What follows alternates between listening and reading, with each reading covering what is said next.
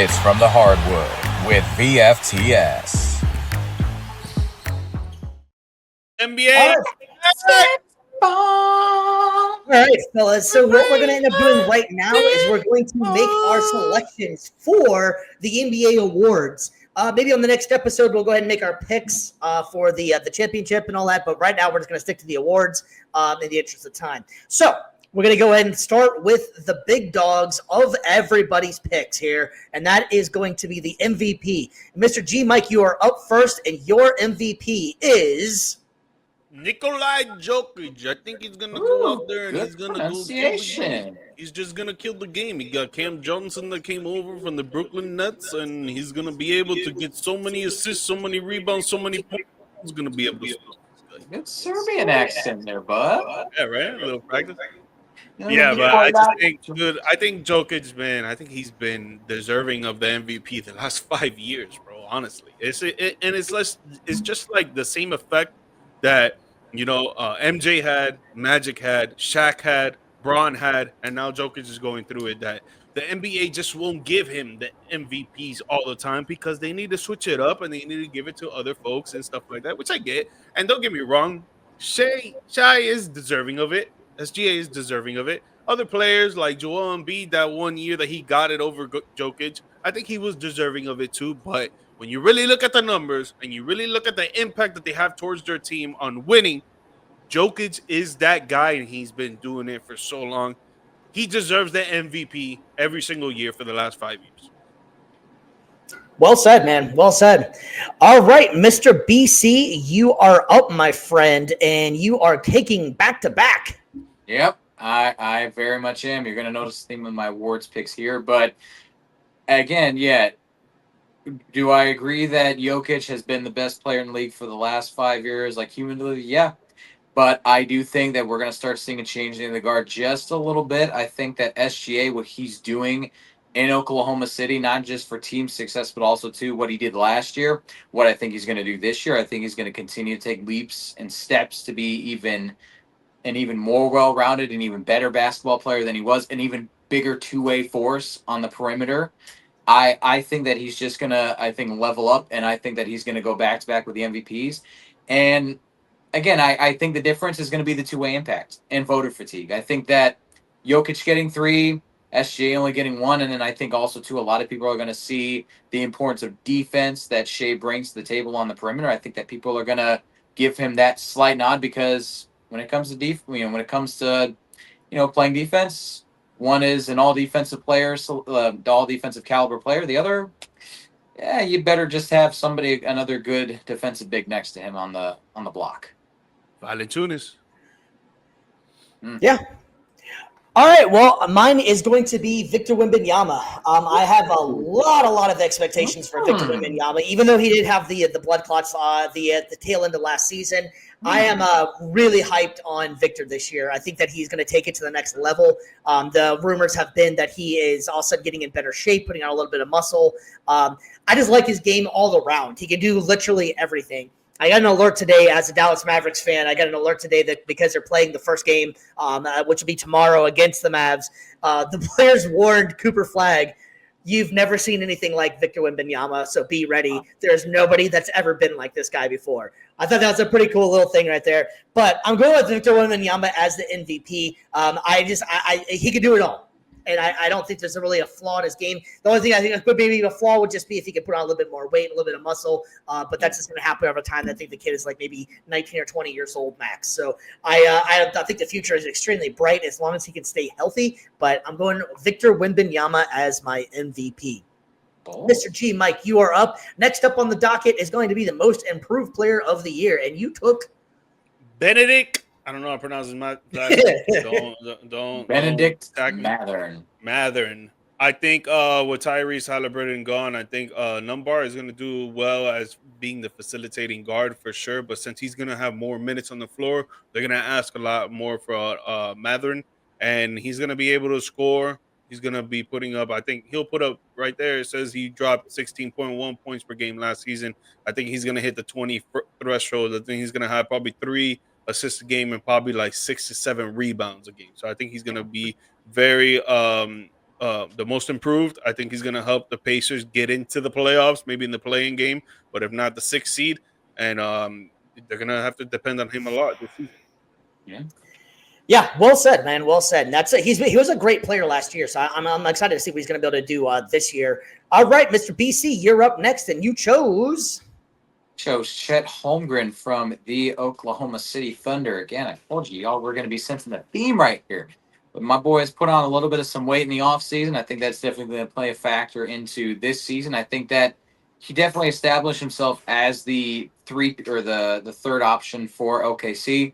I feel like he's going to take a step up this year and really contend with J-Dub for that number 2 option spot, especially being great weak side defender on the block, being able to kind of stretch the floor and kind of guard multiple positions, being that Swiss Army knife on defense for OKC that he was relied upon so much last year for.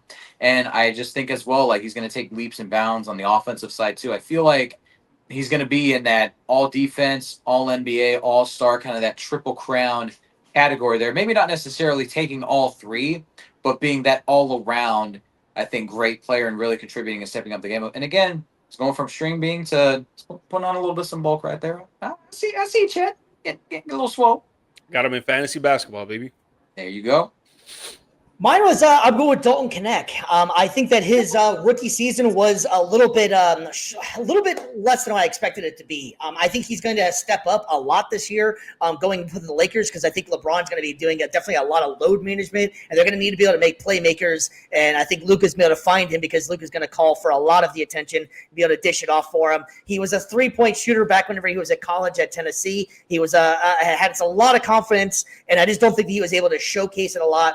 It shouldn't be very hard for him to improve upon. He was only averaging about 9.1 points a game. Now, he was shooting at 46.1% from the field goal percentage. So that's a damn good percentage. Basically, he's making almost half the shots that he takes. Granted, if you're only taking X amount of shots, it's a little bit easier to pad that stat. But I just have a lot of high hopes for him. We were talking about it last year. If you want to go back, this was who I was picking as one of my rookies of the year. I have a lot of confidence in him. I think that now having a season under his belt, I think he's going to the sky's the limit for what this kid can actually do if he's given the opportunity out in LA. All right, so moving forward, Mr. G Mike, you are up, and we're going with the 6th man of the year. Josh Hart, baby. I think they're gonna ask a lot of him from this season. I think what they went through last year in the playoffs, they need someone else that can facilitate, that can score, and that can grab rebounds more consistently. Obviously, we've seen that from Josh Hart. He's able to drop triple doubles. You know, he does a lot of impact for the team. He plays good defense as well. But I think they're gonna ask more from him. Their starting 5 is solidified. It's already set. I think they're gonna want to give him more minutes because he's the type of player that doesn't even want to come off the floor. There was a few of playoff games that he literally did not come off the floor. So if he's able to score more, assist more, and grab more rebounds, I don't think there's going to be anybody else in the 6-man position that's going to do more than him. Good argument. You guys back? Oh, you back? Yeah, I was about to say, I'm like, what? Technology is amazing. It is. We'll edit this in a sec. All right, so you got Josh Hart as your 6th man of the year. All right, Mr. BC, you are up, and you are with your 6th man of the year. We have you taking, if I can find him for you right here real quick. Sorry about that. Let's say I'm. Yeah, sorry about that. That whole thing got messed up with that delay we had going on there right there. Sorry about that. We had stuff going on there, but that's what you got to love, the beauty of live streaming, live television, the whole thing. We're going to be back on track momentarily. Sorry about that. Oh, good. You know what? I'm going to bring up the score of the OKC versus Houston right now. Houston is up by 10, 61-51. And let's see who's going off for these guys. I know KD was doing a little work. He got 16 points, 7 for 12, 6 rebounds, 1 assist. Okay. We got Amen Thompson, who's running the point. He got 12 points, he got 4 rebounds, but the guy is 5 from 11 and 0 for 5 from 3. Segun looks like he's gonna drop a triple double. He got 10 points, 5 assists, 6 rebounds, 2 for 3 from 3, but he's 3 from 8 from the field. He got to shoot a little bit better. Let's look at the OKC side. Shea Gilgeous-Alexander, only 5 points. That's your MVP.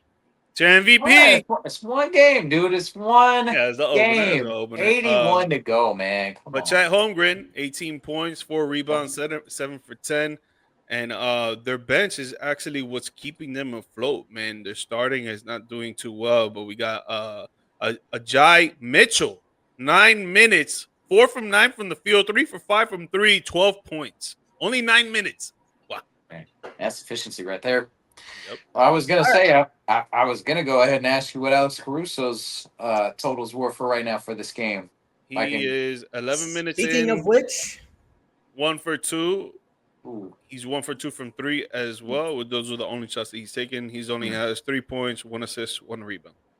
All right. Well, that aside, that is still nonetheless my pick for sixth man of the year. Again, I told you there was a thing, but I promise you, this is the last OKC pick that I have for the award. So everybody that's like, "Oh my gosh, this is so basic," promise you, that's it. Basic. It's gonna play into our predictions for the season and everything. There's a plan. Just follow me. But I feel like with Caruso, he's one of those guys. He's been a veteran, been around the league long enough. He's a guy that makes he's not just going to give you the most. He's not just going to give you a lot of points off the bench. He can score from inside. He can score multi levels. He's got a decent 3-point shot. But I also think that again, the two-way impact that he brings to playing off the bench, being a leader off the bench, showing that it's not just okay. Well, how many points can I score? But also too being able to facilitate, being able to pick up the best one of the best options on the opposing team and be like, all right, I'm going to lock him down. That's been Alex Caruso's game for a very long time. He is fearless on both sides of the ball. And so I think that this year he's going to be able to kind of put that together. I feel like they'll trust him more with as being a leader on that second unit. And I feel like that all around game, being able to score multiple levels, being able to be a good playmaker, and also being able to be one of the best on-point defenders in the entire league coming off the bench, I think is what will do him in as far as being the consensus sixth man of the year. Not a bad pick, man. Not a bad pick. He's been extremely important, I know, to OKC. Mine, I'm going to go with Jonathan Kuminga of the Golden State Warriors. I'm always surprised that he's even going to be like a sixth man in that category right now. But I think Kuminga could eventually work his way into possibly being a starter. But freshly paid, so he's going to be sticking around with OKC.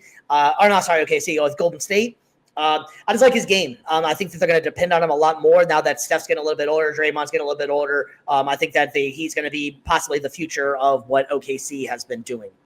So I like Jonathan Kuminga as the sixth man of the year.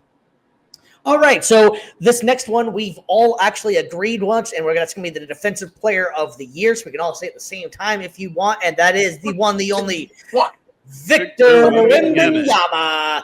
We all have Victor Wembanyama winning the Defensive Player of the Year. Wow. He should have won it for the last about 2 years since he's been in the league. He's been pretty much dominating this. It just came down to the last year with the blood clots issue that he had. So I have him going with the MVP and Defensive Player of the Year, which is something that hasn't been done in a very, very long time.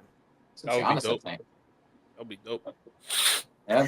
All right, well, on to the youngsters. And you two actually chose the same Rookie of the Year, so you guys can go ahead and explain your thoughts on this one. And that is Cooper Flag of the Dallas Mavericks. Hold up. You didn't pick I Cooper? didn't. I was like, well, you two picked the same guy. And I'm like, wait a sec. You two. Yeah, I didn't pick your own guy. I didn't just because I didn't want to. I was trying to not be an ultra homer, but I do think that Cooper Flag is amazing. Dude, come on, man. That's come on, man. It's okay. Bro. No-brainer. You can be honest with this, so we both agree with you. Like he is. Let's talk about yours. Bring up yours. Yeah, bring up yours. Right. I went with Dylan Harper of the San Antonio Spurs.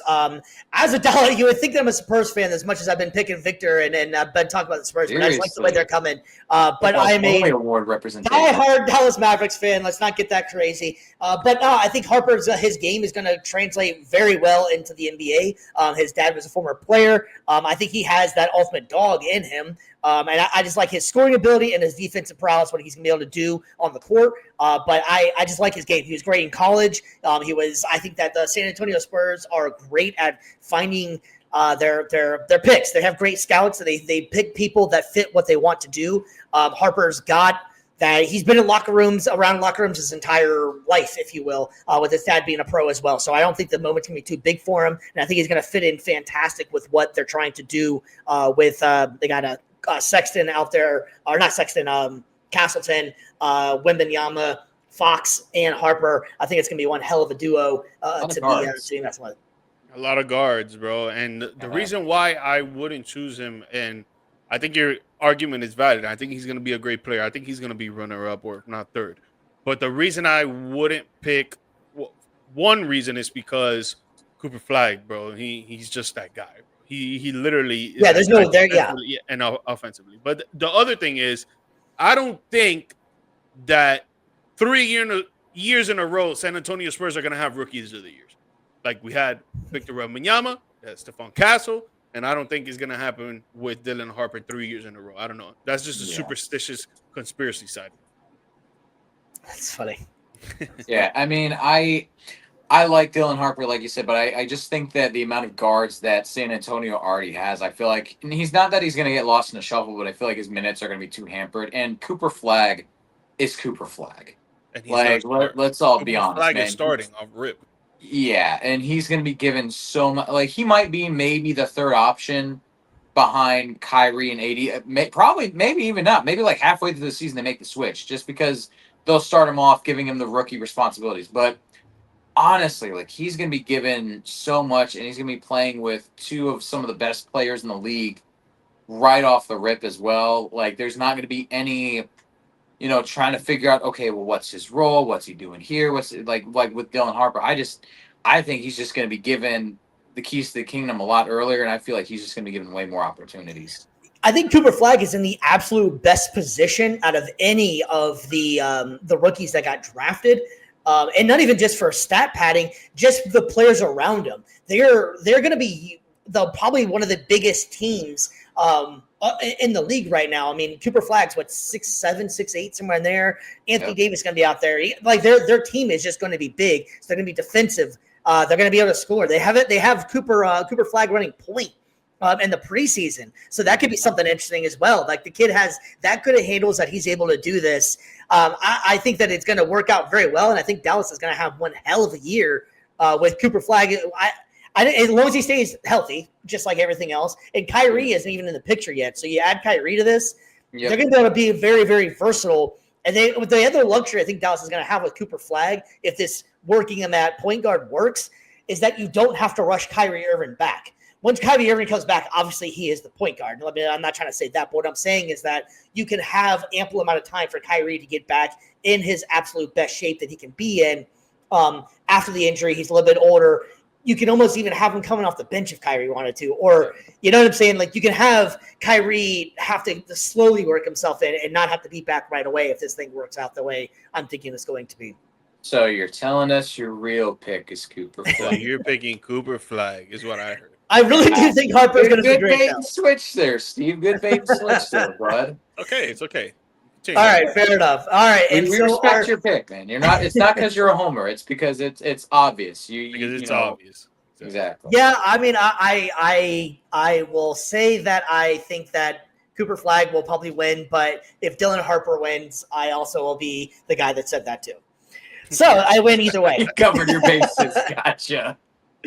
All right, so we have the Coach of the Year is the last award, and G Mike and I both picked the same thing. So Brandon, I'll have you go first, and you are repping your home team. Yeah, and that is the Orlando Magic. And I do not mind that at all. I think that because of how weak the Eastern Conference is going to be, I could see the Magic getting as high as the 2 seed, maybe even the 1, depending on how healthy New York stays. But if the Magic come anywhere near the top 2 seeds, if they come anywhere near the Eastern Conference Finals, I think you got to give it to Coach Mo and them. The fact that this team, obviously, again, battled through so many injuries last year, 41-41, been taking it to a lot of the best teams in the conference, Cleveland a couple years ago, Boston the year before that. And then if they can somehow find a way to make it to the Eastern Conference Finals, heck, again, if they make the top seed in the East and make it to the NBA Finals, even if they lose, against a juggernaut team like the Thunder or even the Nuggets, Coach Mo has done a fantastic job with that team. The defense that they play, they don't have, I think, a single player that averages like 2 blocks or 2 steals. Maybe one guy gets all defensive nods and Jalen Suggs, but yet they're still top 2 in the league in defense for the majority of the seasons. And on top of that, now you're also bringing in a great coaching staff along with him, be able to help improve the offense, though, too. You get Desmond Bain and stuff. I think depending on how well the offense plays and how well the team does, if it all works out, I think Coach Mo is going to be your option. Now, honestly, I feel like for them, they probably go 2 seed this year and then make it to the Eastern Conference Finals. I think that's what they do this year, and that's why I think Coach Mo, I think will get Coach of the Year, because you can't go from middle of the pack to all of a sudden boom, in immediate title favorites and not give him his flowers for that. Well said, my man. I think Cavs get 1, Knicks get 2, and you guys get 3. Just want to say that. Well, G Mike and I both pick all J Kidd, so I was able to sneak in some sort of Dallas pick in my picks in here. I think Jason Kidd, after the extension with Dallas, I think that he's done really well from what he's been able to have. He had to deal with that Luka trade, Kyrie getting hurt, Anthony Davis getting hurt.